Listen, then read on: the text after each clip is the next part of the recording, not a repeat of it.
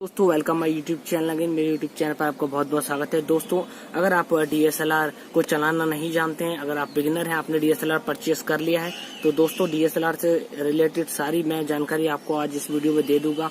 और देखिए मैं दोस्तों यूज कर रहा हूँ कैनन का 1300D, जिसको रेबल T6 भी बोलते हैं।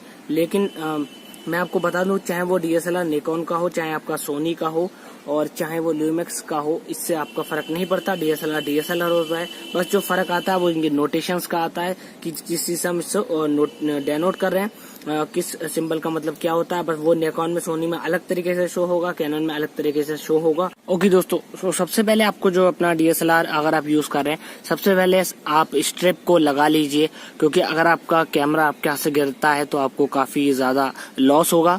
तो आप इसको जरूर से लगाइए स्ट्रिप को। और ये साथ में मिलती है कैमरा के, अगर नहीं मिलती है तो आप इसको अलग से परचेस कर लें, बहुत ज्यादा कॉस्ट में नहीं आती है, तो आप इसको आसानी से परचेस कर सकते हैं। और देखिए सबसे पहले मैं आपको अपने कैमरा जो कि EOS 1300D है, इसको आगे पीछे से आपको इसका व्यू दे देता हूँ। जैसे कि आप देख सकते हैं कि कैमरे की बॉडी मेन होती है, ये हमारा होता है, इसमें से हम आंख लगा करके देखते हैं तो ये आई फाइंडर कहलाता है। ये हमारा LCD डिस्प्ले होता है, जिसमें हम सब कुछ डिस्प्ले होता है पीछे से। हम चाहे तो आंख लगाकर यहाँ से देख सकते हैं, या फिर चाहे तो डिस्प्ले पर भी डायरेक्ट दे सकते हैं। फोटो खींचने के बाद फोटो डिस्प्ले में शो होगी, यहाँ से वो फोटो नहीं दिखती है। ये सब उसके मेन बटन्स हैं, और ये सब फंक्शनल बटन्स हैं जिससे आप फंक्शन लेंगे अलग अलग। ये रहा इसका जो है रिंग, जो कि हर एक डीएसएलआर में अगर जो मेन चीज है वो होता है ये रिंग, और मैनुअल रिंग। और इसके वजह से ही डीएसएलआर बनता है। तो आपको अगर डीएसएलआर में कुछ भी जानकारी, मतलब अगर आपको डीएसएलआर के बारे में सीखना है तो आपको इस पूरे रिंग को सीखना होगा। अगर आप कंप्लीट डीएसएलआर सीखना चाहते हैं, तो कुछ आप चाहते हैं कि आप डीएसएलआर को बस चलाना सीख जाएं, तो इसमें कुछ भी नहीं है। आप इस ऑटोमेटिक मोड में, जो कि आपको ग्रीन कलर का दिख रहा है, इसको बस आप ऐसे इस निशान के सामने आप व्हाइट वाले के लगा दीजिए, और बस आपका कैमरा रेडी टू शूट है। कोई भी यहाँ पर दिक्कत नहीं है। बात करते हैं कि प्रॉपर तरीके में कैसे आपको क्या जानकारी मैं अगर दे सकता हूँ, तो देखिए सबसे पहले देखिए कैमरे में आपको क्या है, लेंस से शुरुआत करता हूँ। तो देखिए आपको लेंस की प्रोटेक्शन होती है, ये कवर, इसको आपको हमेशा लगाना है जब आप यूज नहीं कर रहे हैं कैमरे को। उसके बाद ये होता है फोकस रिंग, इस तरीके से फोकस करने के लिए होता है ये ऑब्जेक्ट को आगे पीछे ऑब्जेक्ट पर। उसके बाद आता है हमारा जूम करने के लिए, तो 18 mm से लेके जो है 55 mm, ये जो mm है ये डिस्टेंस, ऑब्जेक्ट को कैप्चर करने की डिस्टेंस नहीं है, ये फोकल लेंथ होती है। बेसिकली आप देख सकते हैं कि कैमरे के जो सेंसर पर फोटो का इमेज बनता है, वो फोकल लेंथ उसकी शो होती है हमारे लेंस में। और जैसा कि मैं आपको अगर दिखा सकता हूँ, तो ये देखिए, जैसा कि आप ये देख सकते हैं, ये फोकल लेंथ का साइन है। तो ये mm में चलती है, 18 mm, 24 mm, 35 mm, 55 mm। और जो इसी की वजह से जो है ऑब्जेक्ट हमारा जूम होता है, और सेंसर पर जो है आ पाता है उसका एक वाइड व्यू, एक एनलार्ज व्यू हमारा सेंसर पर आता है। तो दोस्तों सबसे पहले कैमरा आपको लगाना तो आता ही होगा, नहीं आता है तो मैं आपको बता दूं, आप इस बटन को हल्के से देखिए आप प्रेस करिए तो आपका लेंस फ्री हो जाता है निकलने के लिए। इस तरीके से आपने लेंस को निकाल सकते हैं।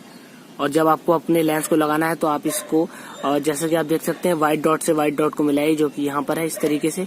और मिलाने के बाद और लेंस को जब तक घुमाइए जब तक कि इस तरीके की आवाज नहीं आती। अब आवाज को सुनिए आप, तो ये कट की एक आवाज आती है। उस आवाज को होने का मतलब है कि लेंस सही से लग गया है। और निकालने के लिए आप इस बटन को दबा के लेंस को एंटी क्लॉकवाइज घुमा के निकाल सकते हैं। तो इस तरीके से लेंस को लगा लेंगे। साइड में लेंस, जो कैमरे में आपको डीएसएलआर में साइड में ये सब दिख रहा है, और ये जो होता है रिमोट से फोटो खींचने के लिए। अगर आप कैमरे से दूर बैठ करके रिमोट से फोटो खींचना चाहते हैं, आप इसका यूज कर सकते हैं। ये हमारा USB PC से कनेक्शन के लिए, अगर कैमरे को PC से जोड़ना चाहते हैं या अपने डिस्प्ले को मॉनिटर आउट करना चाहते हैं तो इसका यूज कर सकते हैं। HDMI आउट के थ्रू भी आप डिस्प्ले को जो है आउट कर सकते हैं किसी मॉनिटर पे, या LED टीवी पर, या LCD टीवी पर। तो दोस्तों अब आते हैं सीधे कैमरा पे। कैमरा के सामने से इस तरीके से जो है सबसे पहले ये देखिए, ये जो है हमारे फ्लैश का माउंट है, इसमें एक्सटर्नल फ्लैश को लगाया जाता है। इसको शू बोला जाता है। यहाँ पर एक्सटर्नल फ्लैश लगती है, ऑल्दो कैमरे में इनबिल्ट फ्लैश है यहाँ पर। तो देखिए ये माइक्रोफोन है। तो आइए शुरू करते हैं। सबसे पहले कैमरे को ऑन करने के लिए आपको क्या करना है, बैटरी को इंसर्ट करा देना है यहाँ से। वो आप इजीली कर सकते हैं, ये काम आप आराम से कर सकते हैं, कोई यहाँ पर आपको दिक्कत नहीं आएगी। फ्लैप में बैटरी को इंसर्ट करना वो आप देख के कर लेंगे कि किस डायरेक्शन में बैटरी को लगाना है। बाकी कैमरे में पूरा दिया होगा आपको यूजर मैनुअल में किस तरीके से बैटरी को लगाना। बैटरी लगाने के बाद आप जो है यहाँ से इस बटन से जो है ऑन ऑफ के बटन से कैमरे को ऑन कर लीजिए। कैमरे को ऑन करने के बाद डिस्प्ले आ जाएगा, आपको डिस्प्ले मिल जाएगा। ठीक है, डिस्प्ले में आपको सब कुछ शो होगा, सेटिंग्स जैसी भी आप शो करें। तो मैं अब आपको सबसे पहले क्या दिखाता हूँ।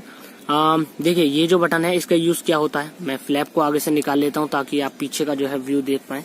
तो देखिए इस बटन को दबाते ही मेरा जो अभी आप देख सकते हैं कि मैं जो भी कुछ देख पा रहा हूँ वो इससे आई फाइंडर से देख रहा हूँ। जैसे कि आप देखिए मैं कैमरे को इस तरीके से आप देख पा रहे हैं कि जितना भी कुछ मैं देख पा रहा हूँ वो आई फाइंडर से देख रहा हूँ। सो आप देख सकते हैं। अब अगर आप चाहते हैं कि आई फाइंडर से नहीं देख करके आप स्क्रीन पे शो करना चाहते हैं, आप इस बटन को दबाइए। ठीक है, इस बटन को दबाने पर हमारा डिस्प्ले ऑन हो जाता है और जितना भी वो है लेंस में आने वाला जो भी ऑब्जेक्ट आ रहा है या जो भी हम शूट कर रहे हैं वो सब इस एलईडी पे शो होगा। आप देखिए, आप जितना भी जूम या फोकस जो भी लेंगे एलईडी पर एज इट इज शो होता है इस तरीके से। ये देखिए फोकस ले लिया, फोकस को आउट कर दिया, ये आपके हाथ में है मैनुअली। और तो इस तरीके से आप इसको कर सकते हैं। ठीक है दोस्तों, तो वापस से आप इसको दबाएंगे तो ये डिस्प्ले आउट हो जाएगा और अब दोबारा से आपका आई फाइंडर चालू हो जाएगा। आई फाइंडर को यहाँ से सेट किया जाता है। तो रिंग पर हम जानकारी रिंग पे ऐसे लेते हैं कि देखिए यहाँ पर मैं आपको सबसे पहले मोड पढ़ के बता देता हूँ, फिर आपको यूज बताता हूँ। सबसे पहले मैनुअल मोड है, उसके बाद आप देख सकते हैं अपर्चर वैल्यू है, एवी टीवी टाइम वैल्यू है, पीसी प्रोग्राम ऐसे ऑटोमेटिक, और ये विदाउट फ्लैश का जो है साइन है। उसके बाद सीए और ब्यूटी मोड और ये इस तरीके का मैक्रो मोड, सीनरी, स्पोर्ट्स वगैरह वगैरह वगैरह। लास्ट में जाके आपको वीडियो का ऑप्शन मिलता है। मैं प्रेफर करूंगा DSLR जो 1300D है, ये वीडियो के लिए बिल्कुल नहीं बना है क्योंकि इसमें जो ऑटो फोकस नहीं है। हालांकि वीडियो बहुत अच्छे से शूट करता है लेकिन आपको सारा जो है फोकस मैनुअली लेना पड़ेगा, तो ये इतना अच्छा नहीं वीडियो के लिए है। ये फोटो शूट करने के लिए आप इसमें बड़े बड़े लेंस लगा सकते हैं, आप 18-55 लगा सकते हैं, 55-250 लगा सकते हैं, 50mm प्राइम लेंस का यूज कर सकते हैं, आप 70-300 लेंस f2.8 का यूज कर सकते हैं। तो लेंसेज ये काफी 1-1.5 लाख तक के लेंसेज जो कि हायर फोकल लेंस में आते हैं, आप आराम से इस कैमरे में यूज कर सकते हैं। लेकिन वीडियो पर्पज से आप इसको अगर अवॉइड कर सकते हैं तो आप करिए, बाकी इससे वीडियो भी बहुत अच्छे से की जा सकती है लेकिन आपको एक्स्ट्रा एफर्ट्स उसके लिए करना पड़ेगा। अब देखिए सबसे पहले मैं आपको बताता हूँ, अगर आप देखिए सबसे पहले अगर आप चाहते हैं कि मान लीजिए जैसे मैं आपको ऑब्जेक्ट दिखाता हूँ, मेरे पास मान लीजिए ये ऑब्जेक्ट है। अब मैं चाहता हूँ कि मैं इस ऑब्जेक्ट के पीछे मैक्सिमम ब्लर ला सकूं। इस समय आप देख सकते हैं कि मेरे ऑब्जेक्ट के पीछे ब्लर कम है, ठीक है, या ब्लर है। तो इस ब्लर को हम मेंटेन कैसे कर सकते हैं DSLR में, तो उसके लिए सेटिंग्स होती हैं। देखिए 3 सेटिंग्स ही मेन होती हैं आपका, जो कि बैकग्राउंड को आपको ब्लर करने में मदद करेंगी। बेसिकली 2 ही चीजें हैं, एक होता है आपका अपर्चर वैल्यू, या आप उसको अपर्चर बोलेंगे, और जो कि हमारा होता है लेंस से आने वाली लाइट के लिए ओपनिंग, कि हमारा लेंस कितना ओपन हो रहा है, कितना ज्यादा क्लोज हो रहा है, इस तरीके से कुछ होता है उसमें, और ये अपर्चर कहलाता है। और अपर्चर के अलावा मैं अगर आपसे बात करूं तो जिससे आप पीछे बैकग्राउंड में ब्लर रहेंगे तो वो आपका कहलाता है फोकल लेंथ। फोकल लेंथ का मतलब मैं आपको पहले भी बता चुका हूँ कि ये जितना ज्यादा ये नंबर तक आप पहुंच सकते हैं, 18-55 है, यानी मेरे को 55 पे सबसे ज्यादा ब्लर मिलेगा। आप ये समझ लीजिए कि जितने भी टेलीस्कोपिक लेंस होते हैं या जूम वाले लेंस होते हैं उनसे हमें बहुत ज्यादा ब्लर मिलता है। वो कारण यही है कि उनकी फोकल लेंथ बहुत ज्यादा होती है, तो पीछे का जो बैकग्राउंड होता है वो एक्सपेंड होता चला जाता है और वो बोके के रूप में सामने आता है या ब्लर बैकग्राउंड के रूप में सामने आता है। तो अगर मैं 18-55 mm का यूज कर रहा हूँ और मुझे पीछे बैकग्राउंड ब्लर चाहिए, तो सबसे पहले मुझे सेटिंग करनी होगी कि अपने अपर्चर को जो है मैं जितना वाइड कर सकता हूँ, जितना ओपन कर सकता हूँ करूंगा। उसके बाद मैं अपनी फोकल लेंथ को मैक्सिमम पे ले जाऊंगा और मेरा फोटो जो है मैक्सिमम ब्लर आएगा। अब वीडियो को कंटिन्यू करते हुए मैं ऑब्जेक्ट की फोटो लेता हूँ और मैं आपको दिखाता हूँ। अगर आप पीछे बैकग्राउंड ब्लर लेना चाहते हैं और आपको बिल्कुल भी कैमरे के बारे में जानकारी नहीं है, DSLR के बारे में, आप सीधा अपर्चर वैल्यू AV पर इसको व्हाइट निशान को AV के सामने इस तरीके से रख दीजिए और जो है कैमरा ऑटोमेटिक जस्टिफाई कर लेगा कि आप चाह रहे हैं कि बैकग्राउंड में आपको बहुत ज्यादा ब्लर मिले। ये अपर्चर मोड है, इसमें आप अपर्चर वैल्यू को कंट्रोल कर सकते हैं। जैसे मैं आपको दिखाना चाहूँ डिस्प्ले में, ये जो होता है हमारा नंबर जो कि F से डायनोट हो रहा है, ये अपर्चर होता है। वाइडेस्ट अपर्चर यानी जितना मैं ओपन कर सकता हूँ लेंस में आने वाली लाइट के लिए होल को, वो मैक्सिमम मेरा जो जाएगा 5.6 जा रहा है, उससे कम ये नहीं जा रहा है। फोकल लेंथ 55 mm के लिए, अगर मैं 18 पे आऊंगा तो ये मेरा कम भी जाएगा। जैसे आप देख सकते हैं कि ये जा सकता है। तो ये इस वाले में ज्यादा ब्लर मिलेगा, इस वाले में कम ब्लर मिलेगा 5.6 में, लेकिन मुझको 55 mm यूज करना पड़ेगा ज्यादा से ज्यादा ब्लर के लिए। तो मैं इसको 55 mm पे ले गया, मैक्सिमम जूम पर ले गया। बेसिकली अगर मैं आपको स्क्रीन शिफ्ट करके दिखाऊं, देखिए ये 18 mm पर है। अब मैं इसको 55 mm पर कर रहा हूँ। ये मेरा जूम हो गया। आगे वाली रिंग से मैं फोकस को ले सकता हूँ।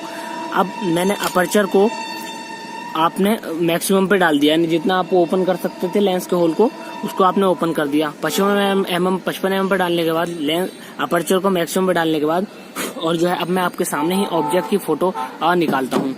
फोकस को मैं ऑटो फोकस पे डाल देता हूँ, क्योंकि मेरे इस समय दोनों हाथ जो है बिजी हैं। एक से मैं कैमरा होल्ड कर रहा हूँ, दूसरा ऑब्जेक्ट। तो इस तरीके से मैंने इसको रखा, और जो है मैं देखिए स्क्रीन पे रखे, और ऑब्जेक्ट को थोड़ा सा दूर रखना पड़ेगा, क्योंकि इस तरीके से अब मैं इसको फोकस करके फोटो को लेने की कोशिश करता हूँ।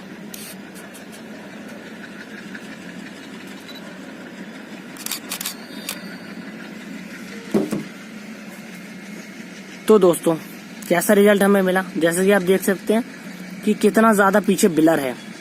पीछे की कोई भी बिल्डिंग आपको नजर नहीं आएगी। तो देखा आपने अपर्चर वैल्यू से कितना ज्यादा पीछे का ब्लर हो गया। या मैं आपके सामने कोई टाइनी ऑब्जेक्ट को यूज करता हूँ, जैसा कि मेरे पास ये एक टाइनी ऑब्जेक्ट है, इसका यूज करते हैं और मैं आपको दिखाता हूँ, इससे शायद आप ज्यादा बेटर समझ पाए। तो इस तरीके से मैंने इसको रख दिया है, और सेटिंग्स 55 mm पर जो है अपर्चर वाइड पे रखने के बाद इस तरीके से मैंने इसको फोकस लेने की कोशिश करी। और आप देखिए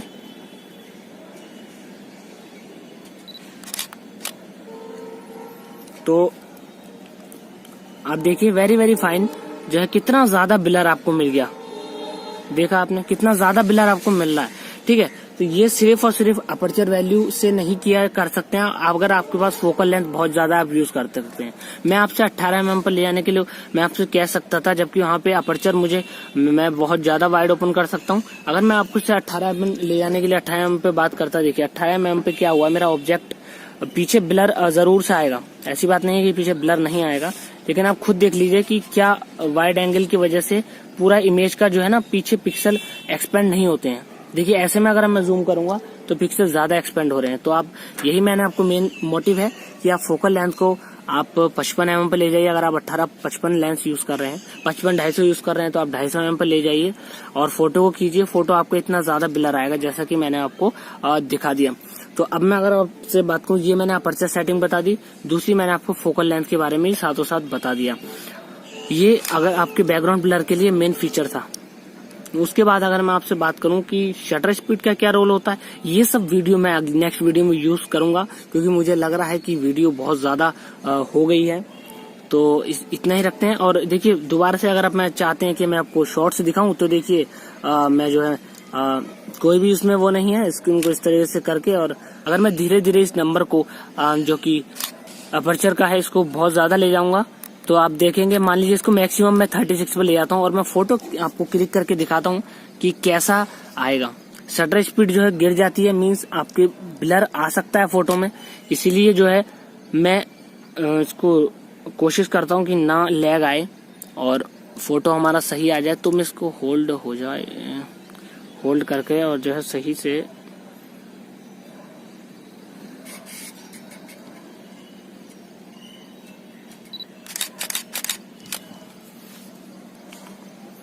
तो आप देख लीजिए दोस्तों, अपर्चर नंबर F36 पे यानी F36 पे कितना पीछे का ब्लर बिल्कुल खत्म हो गया है। ऑलमोस्ट बहुत कम यहाँ पे ब्लर बचा है, पीछे बोके बिल्कुल नहीं। तो यही मैं आपको बताना चाह रहा हूँ। देखिए अपर्चर वैल्यू से सब कुछ कंट्रोल होता है, पीछे का ब्लर। और दूसरी बात होती है आपकी फोकल लेंथ। अगर आप अपर्चर को बहुत ज्यादा जो है, देखिए मैक्सिमम वाइड मैं जितना ओपन कर सकता हूँ मैं 5.6 पे जा सकता हूँ। अगर मैं उससे ज्यादा वाइड नहीं कर पाऊंगा तो सीधी सी बात है मुझे और ज्यादा मुझे फोकल लेंथ को चाहिए, 55 से आगे मुझे बढ़ना पड़ेगा। टाइनी ऑब्जेक्ट के लिए बहुत ज्यादा ब्लर आसानी से मिल जाता है, या थोड़ा बहुत बड़े की ऑब्जेक्ट की बात करूँ इस तरीके की। लेकिन अगर मैं देखिए जिससे मैं रिकॉर्डिंग से और जो खींच रहा हूँ, अगर मैं आपको इस कैमरे की कोशिश करूँ तो इसमें ब्लर कम मिलेगा। तो दोस्तों जैसा कि आपने देखा कि अभी मैंने ये आपके सामने फोटो खींची, तो ये फोटो ऑल्दो वेरी फाइन है, कोई भी यहाँ पे इतना इशू नहीं आ रहा है। ये मैंने फोटो खींचा तो कितना पीछे ब्लर इतना ब्लर नहीं है, लेकिन जो है ब्लर है, क्योंकि मैंने अपने DSLR को मैक्सिमम ऐसी सिचुएशन में डाल दिया कि इससे ज्यादा ब्लर ये नहीं ले पाएगा। f5.6 मैक्सिमम जो है अपर्चर है मेरे उस कैमरे के लिए, DSLR के लिए, और 55 mm से आगे मैं नहीं जा सकता। तो ये मेरे कैमरे की मैक्सिमम रेंज है। और इससे ज्यादा रेंज पे मैं काम नहीं कर सकता अपने DSLR पर। उसके बाद मुझे लेंस को शिफ्ट करना पड़ेगा, जो है 55-250 पे मैं फोकल लेंथ को बढ़ा सकता हूँ, या प्राइम लेंस 50 mm को ले करके, और जो है मैं अपर्चर नंबर को ड्रॉप करके जो है और पीछे बैकग्राउंड ब्लर को बहुत ज्यादा जो कि ले सकता हूँ। तो दोस्तों ये वीडियो पूरा जो है मैंने आपको ब्लर बेस्ड था, पीछे बैकग्राउंड में ब्लर कैसे लाएंगे, और आप मुझे कमेंट कर दीजिए कि मैं आपको बहुत ज्यादा कुछ डीप में बताऊं ब्लर वाली, बैकग्राउंड ब्लर वाली टेक्निक्स को, या फिर मैं आपको शटर स्पीड के बारे में। तो जरूर से आप अगली वीडियो में बनाने वाला हूं, तो आप मेरे चैनल को लाइक कर दीजिए वीडियो को, और चैनल को सब्सक्राइब करिए, और इस वीडियो को जितना आप शेयर कर सकते हैं करिए, क्योंकि DSLR यूजर्स को इतने बेसिक मैंने तो बिल्कुल सरल भाषा में समझाने का आपको कोशिश करी है, और आपको अच्छी लगी हो तो लाइक कर दीजिए, और धन्यवाद।